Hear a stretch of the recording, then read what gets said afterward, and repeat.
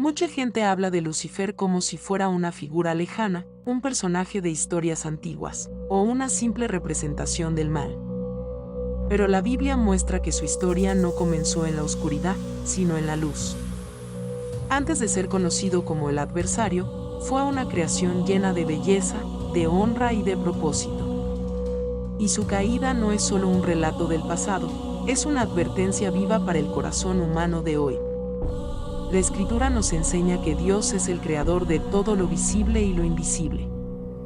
Nada existe fuera de su voluntad.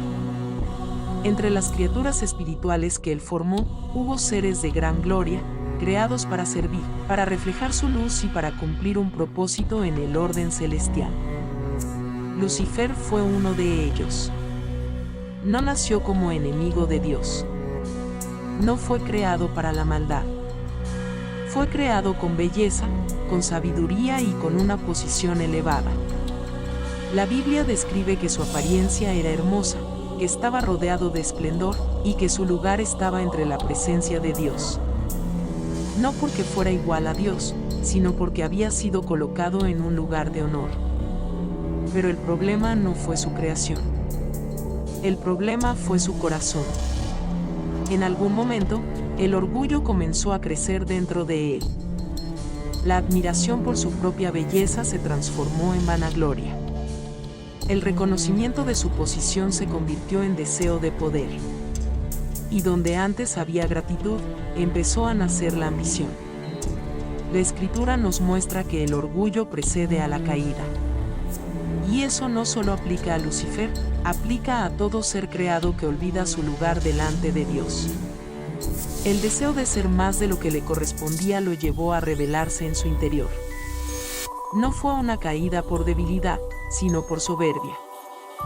No fue una caída por ignorancia, sino por querer ocupar un lugar que no le pertenecía. El pecado original de Lucifer fue querer ser como Dios, no en carácter, no en santidad, sino en autoridad. Y eso lo separó de la presencia para la cual había sido creado. Cuando el orgullo gobierna el corazón, la luz se apaga lentamente. La arrogancia ciega. La autosuficiencia endurece el alma. Y lo que comenzó como una admiración legítima de lo que Dios había creado, terminó en idolatría de sí mismo. Lucifer dejó de mirar a Dios y empezó a mirarse solo a sí. La caída no fue un evento pequeño. Fue una ruptura espiritual. De una posición de honra pasó a un estado de separación. De la luz pasó a las tinieblas. De la cercanía a Dios pasó a la distancia. Y desde entonces, su existencia se define por oposición al propósito divino. Pero esta historia no se cuenta para exaltar al mal. Se cuenta para advertir al ser humano.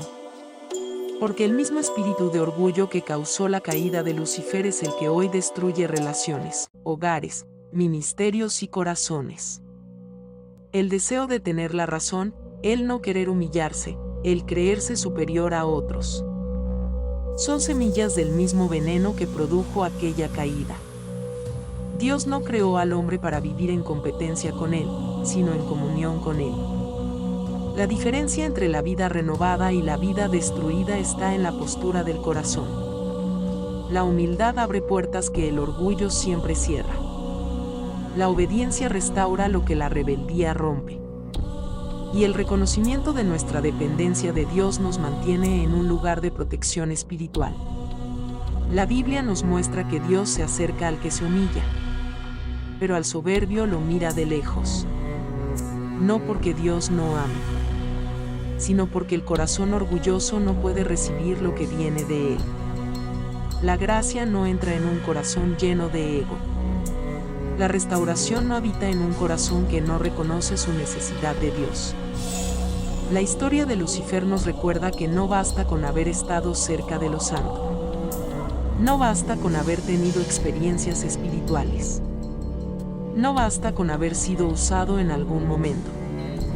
Lo que define el final no es el inicio, es la condición del corazón a lo largo del camino. Muchos comienzan bien y terminan mal. No por falta de oportunidades, sino por no cuidar su interior. El orgullo crece en silencio. Se disfraza de seguridad, de carácter fuerte, de personalidad firme. Pero en el fondo, es resistencia a la corrección, rechazo a la dependencia de Dios y falta de humildad para reconocer errores. Dios no busca perfección externa.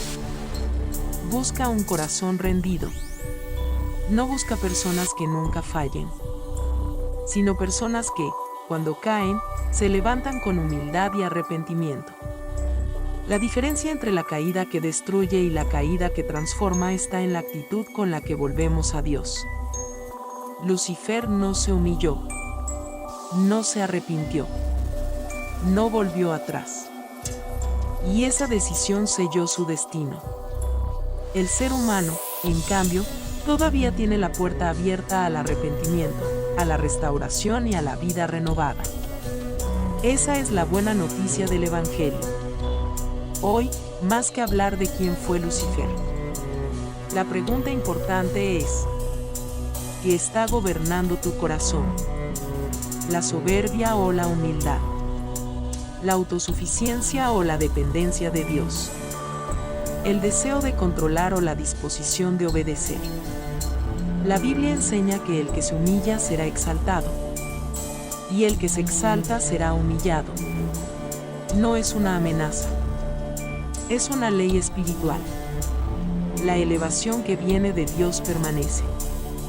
La elevación que viene del ego siempre termina en caída. Dios no quiere que vivas en miedo, pero sí quiere que vivas en reverencia. No quiere que te veas pequeño, pero sí que reconozcas que Él es más grande. No quiere que te sientas sin valor, pero sí que entiendas que tu valor viene de Él y no de tu propio orgullo. La vida renovada comienza cuando el corazón deja de pelear con Dios y empieza a descansar en Él. Cuando dejamos de querer ocupar un lugar que no nos corresponde y aceptamos el lugar de hijos, de criaturas amadas, dependientes de su gracia. Ahí es donde nace la verdadera libertad. Hoy tienes la oportunidad de elegir un camino distinto. No el camino del orgullo que promete grandeza y entrega vacío, sino el camino de la humildad que parece pequeño al principio, pero termina en paz, en restauración y en propósito verdadero. Que la historia de la caída no sea solo un relato antiguo, que sea un espejo para nuestro presente, un llamado a examinar el corazón, a soltar la soberbia, a volver a Dios con un espíritu humilde, porque solo en Él hay vida verdadera, y solo en Él hay una vida realmente renovada.